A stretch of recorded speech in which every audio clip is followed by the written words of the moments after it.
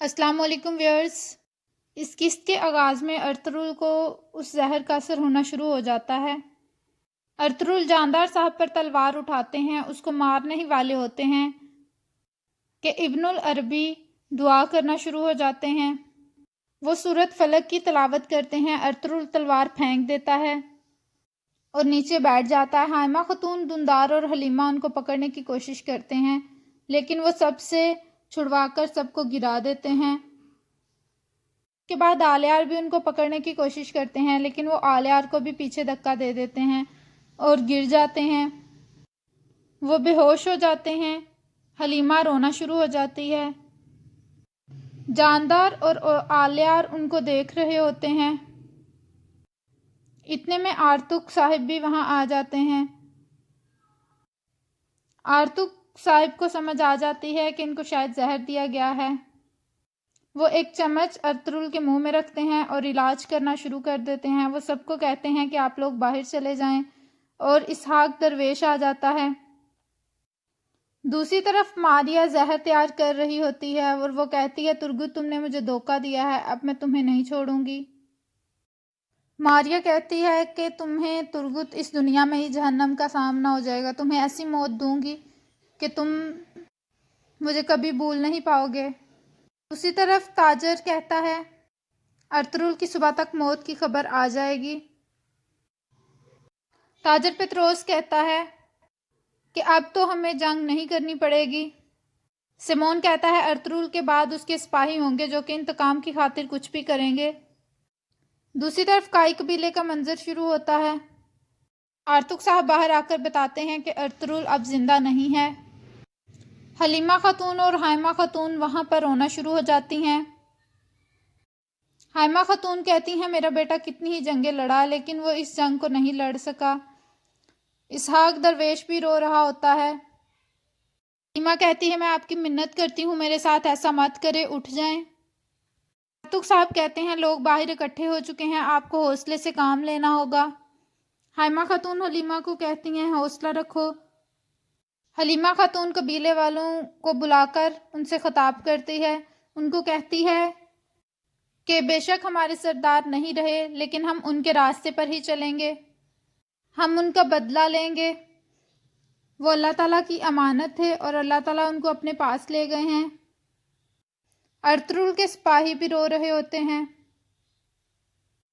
قبیلے کے لوگ کہتے ہیں ہمارے سردار نہیں مر سکتے، ہمیں اپنے سردار کو دیکھنے کی اجازت دی جائے، ایسا نہیں ہو سکتا۔ حلیمہ خاتون کہتی ہیں آپ لوگ صبر کا مظاہرہ کریں، ہم ان کو دفنائیں گے، آپ سب کو ان کے دیدار کا موقع ملے گا۔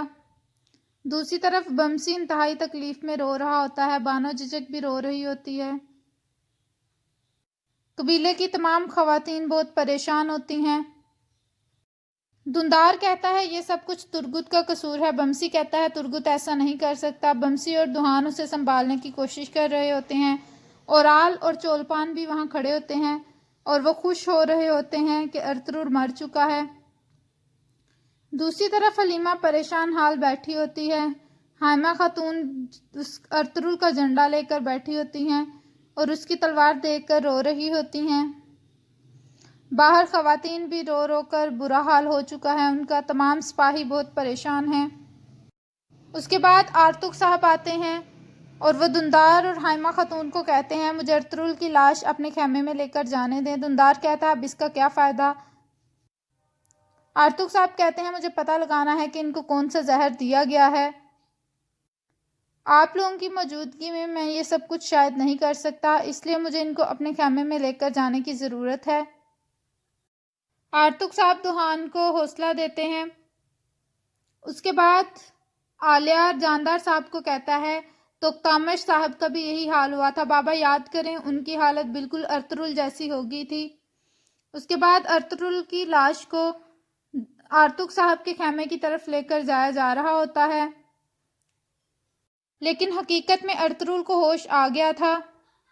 ابن العربی کی دعاؤں کی وجہ سے وہ ہوش میں آ گئے تھے، لیکن انہوں نے آرتک صاحب کو کہا کہ میں زندہ ہوں، اس کے بارے میں آپ نے کسی کو نہیں بتانا، بلکہ آپ میرے مرنے کی خبر بتا دیں۔ حلیمہ خاتون چونکہ حاملہ ہیں تو وہ شاید یہ غم برداشت نہ کر سکیں، اس کے علاوہ سب کو یہی لگے کہ میں مر چکا ہوں، تاکہ دشمن میرے مرنے کی خبر سے خوش ہو جائیں اور پھر میں اپنا کام کروں گا۔ آرتک صاحب کہتے ہیں جیسے آپ کہتے ہیں میں ویسے ہی کروں گا۔ اس کے بعد ارطغرل کہتے ہیں مجھے بے ہوش کر دیں۔ آرتک صاحب ان کو کوئی دوائی دیتے ہیں جس کی وجہ سے وہ بے ہوش ہو جاتے ہیں۔ تمام لوگ یہی سمجھ رہے ہوتے ہیں کہ ارطغرل فوت ہو چکے ہیں، لیکن حلیمہ سب کچھ جانتی ہے۔ اصلحان خاتون بھی بہت پریشان ہوتی ہیں اور رو رہی ہوتی ہیں۔ چولپان اسے کہتی ہے دیکھو تمہارا نصیب، ہم یہاں تمہارا رشتہ لے کر آئے تھے لیکن تم شادی سے پہلے ہی بیوہ ہونے سے بچ گئی۔ اصلحان اور شدت سے رونا شروع ہو جاتی ہے۔ چولپان کہتی ہے تمہاری قسمت میں ارطغرل کا ساتھ نہیں تھا، تم پریشان نہ ہو، تمہارے لیے کسی اور بہادر کو منتخب کیا گیا ہے۔ حائمہ خاتون گندوز کا منہ چوم رہی ہوتی ہیں اور ساتھ وہ رو رہی ہوتی ہیں۔ دوسری طرف آرتک صاحب کے خیمے میں ارطغرل کو ہوش آ چکی ہے۔ آرتک صاحب اسے کھانے کے لیے دہی دیتے ہیں اور اسے کہتے ہیں یہ کھائیں، یہ زہر کے خلاف اثر کرے گی۔ اس کے بعد ہانلی بازار میں فلپ کچھ سلیبیوں کے ساتھ ترگت کو ڈھونڈ رہا ہوتا ہے۔ ترگت گھوڑے پر آتا ہے، وہ یہ سب کچھ دیکھ رہا ہوتا ہے۔ فلپ اسے کہتا ہے کہ میرے سے اب تمہیں کوئی بھی نہیں بچا سکتا۔ اس کے بعد کائی قبیلے کا منظر شروع ہوتا ہے۔ حلیمہ اور گندوز اپنے خیمے پر بیٹھے ہوتے ہیں۔ گندوز حلیمہ سے پوچھتا ہے کہ بابا کہاں ہے؟ حائمہ خاتون وہاں آ جاتی ہیں اور وہ گندوز کو پکڑتی ہیں اور رونا شروع ہو جاتی ہیں۔ اس کے بعد وہ حلیمہ کو گلے لگا دیتی ہیں اور کہتی ہیں میری بچی تمہیں صبر کرنا ہوگا، تم ایک شہید کی بیوی ہو اور شہید کی بیویوں کو ماتم نہیں کرنا چاہیے۔ دوسری طرف ترگت بھاگ رہا تھا۔ فلپ اور کچھ سلیبی سپاہی اس کے پیچھے آ جاتے ہیں۔ ماریا زہر والا خنجر ترگت کو مارنے کے لیے لاتی ہے، لیکن ترگت فلپ کو مار دیتا ہے اور وہی خنجر ماریا کے مار دیتا ہے۔ ماریا کی آنکھوں سے خون نکلنا شروع ہو جاتا ہے اور وہ وہاں ہی مر جاتی ہے۔ دوسری طرف اورال سیمون کے پاس پہنچ جاتا ہے۔ سیمون کہتا ہے تم ضرور کوئی اچھی خبر لائے ہو۔ اورال کہتا ہے وہ تو تامش کے ساتھ اب بلی چوہے کا کھیل کھیل رہا ہوگا۔ سیمون کہتا ہے اب ہم نئی شراکت داری کریں گے۔ دوسری طرف قبیلے میں جرگہ بیٹھا ہوتا ہے۔ تمام سردار ارطغرل کے خیمے میں موجود ہوتے ہیں۔ ارطغرل نے چونکہ اپنی غیر موجودگی میں دندار کو نائب سردار مقرر کیا ہوتا ہے، دندار یہ جرگہ بلاتا ہے اور جرگے کی نمائندگی کرتا ہے۔ دندار سرداروں سے کہتا ہے کہ ارطغرل صاحب ایک نیک مقصد کے لیے جدوجہد کرتے تھے، آج سے میرا مقصد بھی ارطغرل والا ہوگا اور ہم بالکل انصاف کے ساتھ چلیں گے اور دشمنوں کو قابو کریں گے۔ دوسری طرف آرتک صاحب اور ارطغرل صاحب قبیلے سے نکل چکے ہوتے ہیں، ایک جگہ آ کر رکتے ہیں اور وہ کہتے ہیں کہ ترگت اگر قبیلے آئے تو آپ نے دندار کا دھیان رکھنا ہے، وہ غصے میں ترگت کو کچھ بھی کہہ سکتا ہے، اس کے ساتھ کچھ بھی کر سکتا ہے، آپ نے کل سپاہی لے کر آنے ہیں اور میں دندار کو واضح کر دوں گا۔ ترگت یقیناً ان کے شکنجے سے باہر نکل آئے گا جب اسے پتہ چلے گا کہ مجھے زہر دیا گیا ہے۔ اس کے بعد ارطغرل وہاں ہی رہتے ہیں اور آرتک صاحب واپس آ جاتے ہیں۔ دندار ٹریننگ والی جگہ پر سپاہیوں کے ساتھ موجود ہوتا ہے اور وہ کہتا ہے کہ ہمیں ترگت سے بدلہ لینا ہے، یہ سب کچھ ترگت ایک غدار ہے اور اس نے یہ سب کچھ کیا ہے۔ بمسی کہتا ہے کہ ہم نے قسم کھائی تھی ترگت ایسا نہیں کر سکتا، آپ کو یقیناً کوئی غلط فہمی ہوئی ہے۔ اتنے میں ترگت گھوڑے پر بیٹھ کر آ جاتا ہے۔ دندار اپنی تلوار لے کر ترگت کی طرف بڑھ جاتا ہے، وہ ترگت کو گھوڑے سے نیچے اتارتا ہے اور اس کو مارنا شروع ہو جاتا ہے۔ بمسی اور دوہان اس سے چھڑوانے کی کوشش کرتے ہیں، لیکن ترگت کہتا ہے میری وجہ سے میرے بھائی چلے گئے، تم مجھے جتنا مرضی مار دو۔